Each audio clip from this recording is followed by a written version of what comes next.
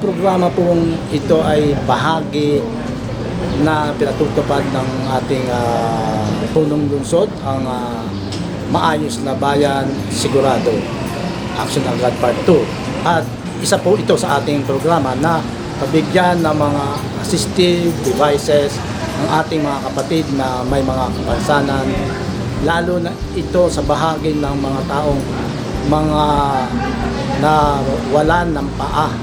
At ito yung below the knee prosthetic leg na kung saan ito ay kaagapay natin ang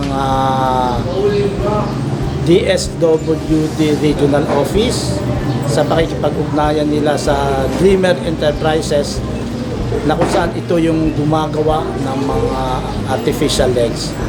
At ito rin programa pong ito ay kaagapay natin ang opisina ng City Health sa pamumuno ni Dr. Alice Alianto at ng ating CSWD sa pamumuno ni Ma'am Juvie Bahia.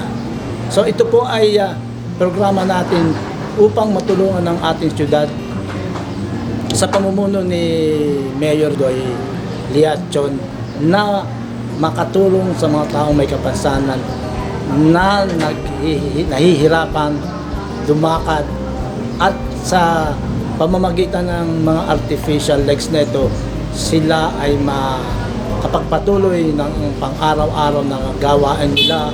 Sila, bagamat may mga kapansanan, ay may kakayanan din na magtrabaho, at itong mga prosthetic legs na ito ay makakatulong ng malaki sa pang-araw-araw nilang pamumuhay.